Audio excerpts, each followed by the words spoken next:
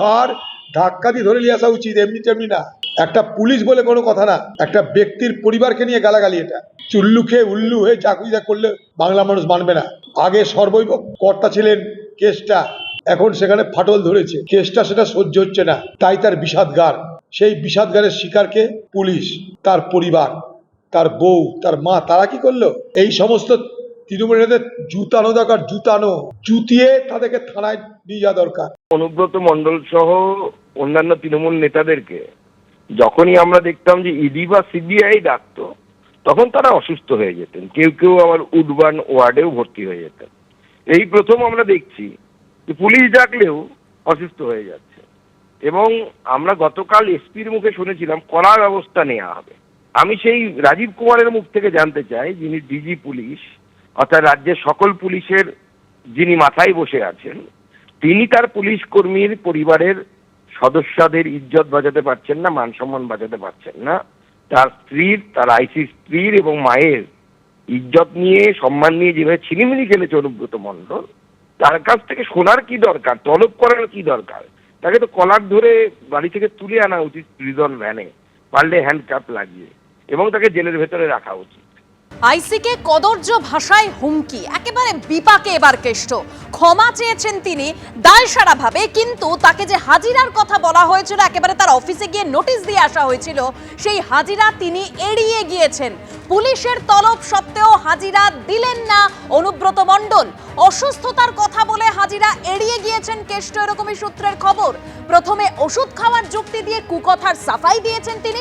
আমরা জানি তিনি যে চিঠি দিয়েছেন, যে বিবৃতি তিনি দিয়েছেন, তাতে তিনি বলেছেন তিনি একাধিক ওষুধ খান, অর্থাৎ যে কুকথা তিনি আইসিকে বলেছেন তার সাফাই দিতে গিয়ে তিনি ওষুধ খাওয়ার যুক্তি খাড়া করেছেন। আর এবার অসুস্থতার কথা বলে হাজিরা এড়িয়ে গেলেন কেষ্ট। অনুব্রত মণ্ডলের শরীর খারাপ, পুলিশকে জানিয়েছেন কেষ্টর আইনজীবীরা। কাল ফের সকাল 11টায় বোলপুরের এসডিও অফিসে তলব করা হয়েছে। 2টি জামিন অযোগ্য ধারাসহ মোট 4টি ধারায় অনুব্রত মণ্ডলের বিরুদ্ধে মামলা দায়ের করা হয়েছে। কিন্তু যে প্রশ্ন এবার সামনে আসছে, কড়া পদক্ষেপ কি পুলিশ নিতে চলেছে? আরো একটি প্রশ্ন, আগামীকালও যে অনুব্রত মণ্ডলকে তলব করা হয়েছে, তিনি কি হাজিরা দেবেন? আরো তথ্য আপনাদের সামনে রাখবো। সরাসরি আমাদের প্রতিনিধি পার্থপ্রতিম ঘোষ আমাদের সঙ্গে রয়েছেন। পার্থ,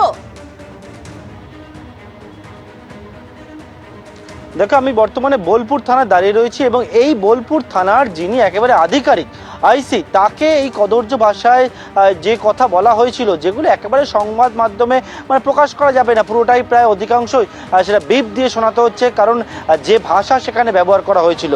বোলপুর থানার আইসি তিনি অনুব্রত মণ্ডলের বিরুদ্ধে অভিযোগ দায়ের করেন। সেই অভিযোগের পরিপ্রেক্ষিতে গতকালকেই বীরভূমের পুলিশ সুপার তিনি জানিয়েছিলেন যে আইনানুগ কড়া ব্যবস্থা নেওয়া হবে। এবং পুলিশ যখন জানালো যে এফআইআর হয়েছে, তার আধ ঘন্টার মধ্যে একবারে বোলপুর থানা থেকে খুবই কাছে সেখানে যে অনুব্রত মণ্ডলের যে অফিস রয়েছে, সেই অফিসে পুলিশ পৌঁছে যায়, নোটিশ দেয় এবং নোটিশ দিয়ে বলা হয় আজকে সকাল 11টার সময় এসডিপিও এই গোটা ঘটনা তদন্তভার গ্রহণ করেন। তিনি তদন্তকারী অফিসার হন এবং 11টার সময় এসডিপিওর অফিসে গিয়ে দেখা করার জন্য তলব করা হয়েছিল। কিন্তু সেই তলব এড়িয়ে যান অনুব্রত মণ্ডল। আমরা দেখলাম কি আজকে সকাল 11টার সময় অনুব্রত মণ্ডল এলেন না, তার বদলে ঠিক ঘড়ির কাঁটা 11টায় 2-3টে মোটর বাইকে করে কয়েকজন আইনজীবী এলেন এবং এসে আইনজীবীরা মধ্যে 5 জন আইনজীবীর মধ্যে 3 জন আইনজীবী এসডিপি অফিসের বাইরে বসলেন এবং 2 জন এসডিপিওর সঙ্গে দেখা করলেন। দেখা করে তারা দেখলাম তারা সেখান থেকে তড়িঘড়ি কিছুক্ষণের মধ্যে সেখান থেকে বেরিয়ে গেলেন। তার মধ্যে একজন আইনজীবী বললেন যে তিনি এসছেন অন্য কাজে, অপরজন বললেন যে সৌজন্য সাক্ষাতে এসছেন, এবং তড়িঘড়ি তারা ওখান থেকে চলে গেলেন। তার পরবর্তীকালে আমরা কি দেখলাম যে পুলিশ কিন্তু একেবারে এসডিপিও থেকে শুরু করে অতিরিক্ত পুলিশ সুপার পদমর্যাদা অফিসাররা তারা একেবারে সকাল 11টার সময় থেকে সাজু সাজু রব দেখতে পাওয়া যায় এসডিপি অফিসে, সেখানে অপেক্ষা করতে থাকেন। তার পরবর্তীকালে অনুব্রত মণ্ডল যখন এলেন না, পুলিশের তরফ থেকে যে বিষয়টা পুলিশের দাবি করা হলো, সেই আইনজীবীরা এসে জানিয়েছিলেন অনুব্রত মণ্ডল অসুস্থ, ওনাকে সময় দেওয়ার জন্য সেই সময় চেয়েছিলেন, কিন্তু পুলিশ জানিয়ে দিল যে আজকে দুপুর 12:30টার সময় দ্বিতীয় নোটিশ আবার অনুব্রত মণ্ডলকে সার্ভ করা হয়েছে এবং কালকে সকাল 11টার সময় একই জায়গায় এবং অর্থাৎ এসডিপি অফিসে সকাল 11টার সময় আবারও তলব করা হয়েছে। এখন যে প্রশ্ন সব থেকে বড় সেটা হচ্ছে অনুব্রত মণ্ডল কি কালকের হাজিরা দেবেন, এবং দ্বিতীয় যেটা প্রশ্ন, যদি হাজিরা না দেয় তাহলে পুলিশ কি ব্যবস্থা নেয়, সেই দিকে এখন সকলে তাকিয়ে রয়েছে, সেদিকেই সকলের নজর। একেবারেই পার্থ, তুমি আমাদের সঙ্গে থাকো। আমরা কি দেখলাম গতকাল তিনি যেভাবে, অর্থাৎ যে ভাইরাল অডিও সামনে এসেছিল তাতে যেভাবে কুকথা তিনি বলেছেন, যেভাবে কদর্য ভাষায় আক্রমণ করেছেন, তার সাফাই দিতে গিয়ে প্রথমে ওষুধ খাওয়ার যুক্তি দিয়েছেন অনুব্রত মণ্ডল। আর আজ কি দেখলাম, তাকে হাজিরা দিতে বলা হয়েছিল এবং সেখানে তিনি অসুস্থতার কারণ দেখিয়েছেন, সেই কথা বলে হাজিরা এড়িয়ে গিয়েছেন। কিন্তু ক্ষমা চেয়েছিলেন গতকাল অনুব্রত মণ্ডল। কি বলেছিলেন রাখবো আপনাদের সামনে। যেসব কর্তারা আছেন, বড় কর্তারা সবাই আছেন, সবাই দিদিকে ভালোবাসেন এবং পুলিশকে আমি প্রচণ্ড সাহায্য করি। পুলিশকে আমি ভালোবাসি প্রথম থেকেই। পুলিশ বিপদে পড়লে পুলিশের পাশে আমি দাঁড়াই। পুলিশকে গাল দেওয়ার কথা আমি কোনদিন ভাবতেই পারি না। পুলিশকে গাল কেউ যদি দেয়, আমি তাকে অপমান করি। এটা আমার বরাবরকার স্বভাব। এবং পুলিশের যখনই যে কোনো এসপি হোক, এসডিপিও হোক, অ্যাডিশনাল এসপি হোক, যারা আমাকে যখনই যা বলেছে যে এটা দেখে দিন, আমি দেখে দিয়েছি। পুলিশের পাশে সবসময় লোক দিয়ে যেমন করে হোক আমি তার কোনো ঝগড়াঝাটি করতে দিই না। আমি খুব দুঃখিত, কারণ আমি ওষুধ ফষুধ রাখতে খাই তো অনেক ঘুমের, আর আমি এখন 10টার সময় ঘুমিয়ে যাই এবং ঘুমের ট্যাবলেটও খাই। সেই সময় ঘুমটা ভেঙেছে। নুরুল যে ছেলেটা আমাদের খুব ঘি দেওয়ার খুব ভালো ছেলে, ওর বাবা বলতো আমাদের দল করতো। বাবার করার পর ও দল করে, খুব নিরীহ ছেলে, ভালো ছেলে। ওকে যখনই শুনি যে মেরে পা হাত ভেঙে দিয়েছে, আমার মনটা খুব খারাপ। তা আমি আইসিকে আমিও বলেছি, চাঁদুও ফোন করে বলেছে যে আপনি তাড়াতাড়ি জানকে অন্তত ছেলেটাকে আসে হসপিটালাইজ করুন।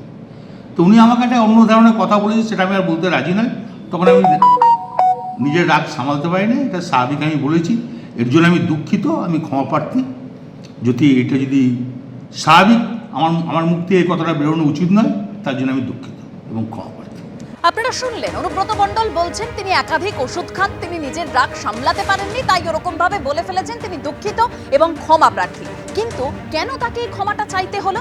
যে অডিও ভাইরাল হয়েছে, যেখানে আইসিকে একেবারে কদর্য ভাষায় হুমকি দিচ্ছেন অনুব্রত মণ্ডল, শুনুন। হ্যালো, হ্যাঁ বলুন।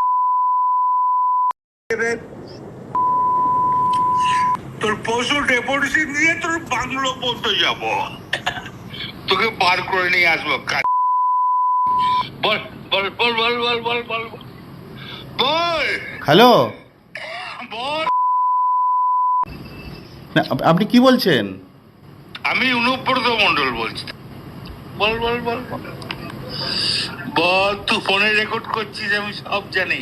না না, পশু যখন ডেপুটেশন দেবে না, তোকে কোয়ার্টার থেকে মারতে মারতে নিয়ে আস।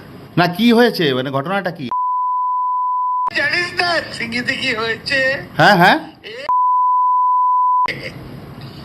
এই পশু তো কাল পশু ডেপুটেশনের ডেট কর, বার করে 13,000 বোলপুরের লোক হয়েছে না? 13,000? 12,000 লোক হয়েছে না বোলপুরে? প্রচুর লোক। কথা বলেছি তোর মাকে হচ্ছে রে বউকে। আপনি আপনি আপনি একজন দায়িত্বপ্রাপ্ত লোক, আপনি এভাবে কথা বলছেন? তোর ডেপুটেশন, পশু ডেপুটেশন ডেট কর।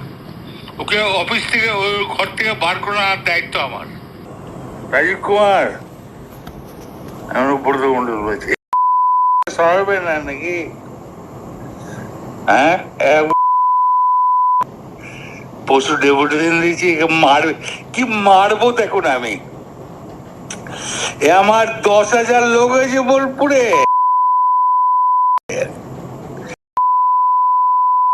10,000 12,000 লোক হয়েছে। এক কাজলের গু খায়, তাই রে? আমাদের ভুল বললাম? আমরা কারোর লোক নই, আপনি ভুল ভাবছেন।